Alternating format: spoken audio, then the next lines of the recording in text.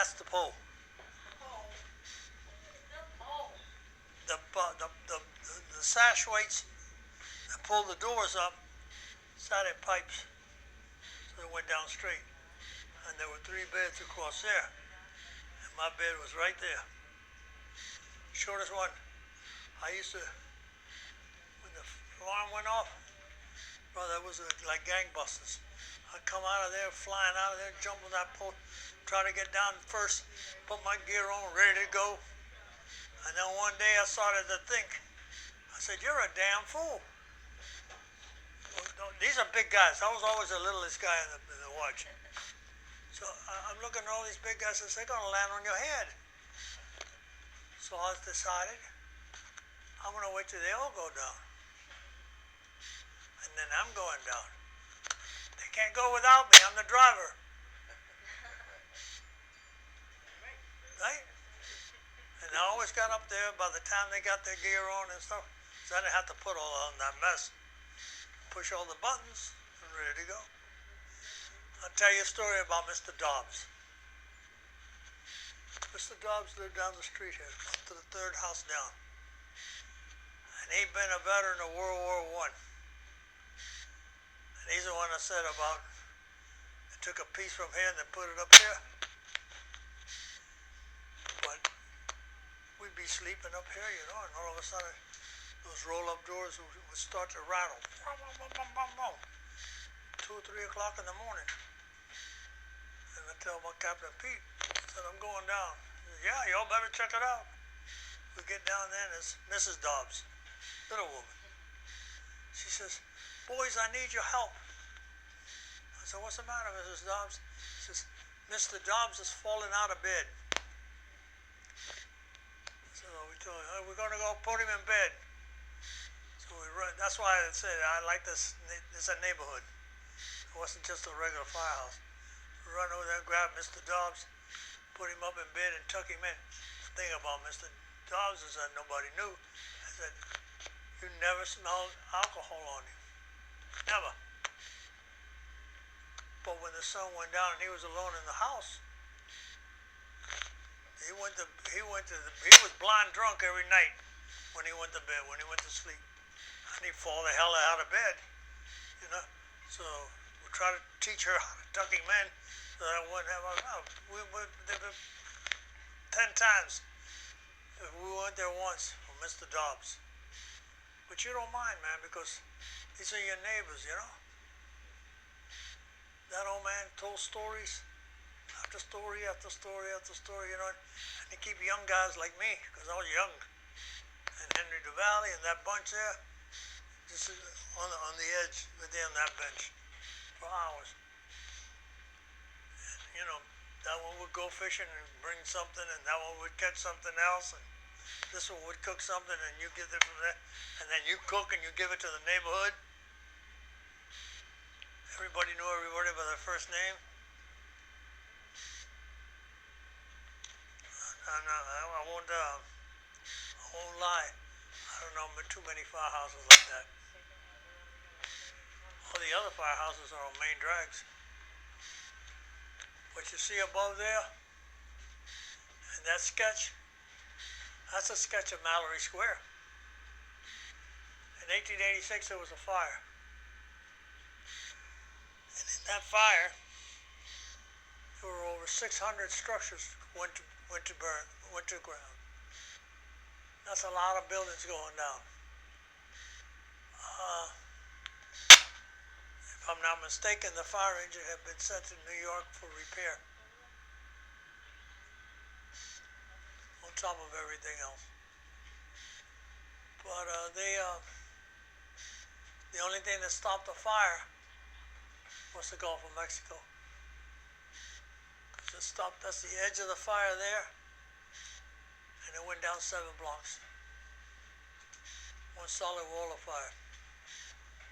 And so, now just the other side of this is where the aquarium is, and what's the other building there? Coast Guard building. Coast Guard building, yeah. And that's still there. never touched it. So that was pretty good. And aquí Melinda.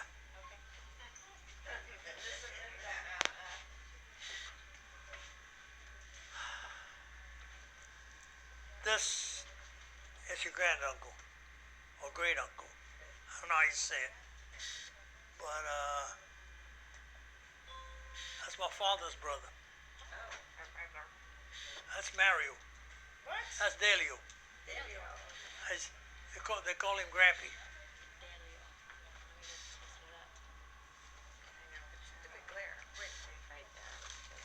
And that's my father's brother-in-law. You can take the picture. Can we take it off the wall, Daddy? So Yeah, we take a can better get it. We picture? can set that right there. From right there. Hey, you got them all. Yeah, Here, I can send it to you. zoom it up. And this is what I looked like 6 months after I came in. Wow. I'm trying to get it where the glare's not in that. Hold on. Yeah. Who's that over What's there? that? That's the Daddy. third one. I couldn't even shave. I couldn't grow a mustache. And now he can't grow hair. I know. And that's my cousin Gibby Gates. That's me there. Well, hold on now. Oh, here we're going to bury him on the 5th. He's the third one then, right? He's the one that died the other day. My best friend. Who died? No, you're the third. This is Daddy, This is, that's him. Okay. That's his friend. and that's his friend that just Okay. passed. I used to drive that truck. No roof. When it rained, brother, you try to drive that thing and you just put your nose up against the windshield. You'd be drowning out there.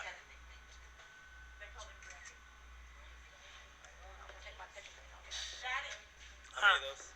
Daddy, we called him Grampy, right? Yeah. And there was no other nickname for him? Delio. Yayo. Yayo and Daisy. They lived right there. They lived in my grandmother's house down the street. We went to his house. Right there. Yep. Yeah, a little tiny house. Yep. 600 square feet. How many of those guys still alive? Almost done. They're almost done. I don't know if any of them are. Oh no, Last one. no. But I'm it's getting there. That first row is all gone. That first row, that's Frank Vega there. The first row is all gone. Second row, that's all gone. That's only me, Be the last one. the last one. Yeah, And that picture? this one here, I'll probably have to be, because that was a 64. That was not even 6 months after I came into the department. That's me, Grampy, and Gibby. Gibby was my first cousin. That's my Aunt Anna's boy. I remember. You told. I was just waving on the other side of it. He's gotta go around this turn. Here you go. You got it. This one. That's him. Only years later. Usually only go to the bathroom and we go. This stuff they call this is firefighting coats. You wear it, okay? That's a piece of crap. This one over here is even worse because this one's made out of rubber. I think this will melt. Wow. That used to be my locker. Sorry. That was my locker at one time. That was your locker right there. Yeah, then it became Frank Vega's locker and a couple others, but this was mine at one time. But it's when hurricanes are coming, I take all those big albums that I got at home, and I come and I stick them in one of these. Because, you know, ain't nothing gonna happen. I don't think it's ever gonna happen in this building. No, I don't think so. There's a widow's walk on the top. I don't know if you saw it. Yeah, I saw it. That's how you get to it. Right above your head. That's how you get to it? Yep. Get up there. We used to get up there, man. They played a ton of poker down here too. Right down, right around here, it's, You like poker? That's the place. the bakery is right next door. Oh yeah. Yeah. That's pretty bad. I just noticed that. Hey, make good use of it. On our fucking bed, for sure. Oh, yeah. No lie. All right, this is a Tampa connection. I literally is in her room at night and in her car. Key West and Tampa are joined because of the tobacco industry. Okay? We had the tobacco industry first. And then we had that fire of 1886. And Ebor opened up a factory in Tampa and decided to try to take workers down there and talk them into it.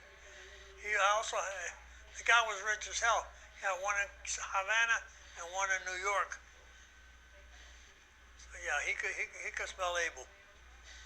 But anyhow, this is a cigar factory that used to be out to where I live on the other side of the island. That's no longer there, of course. There's two of these left. And there was dozens of them, because those are cigar factories, tobacco warehouses. And so there's only two left, and those two are on Simonton and Green, right to the end of Simonton Street, and it's a distillery. They make liquor there.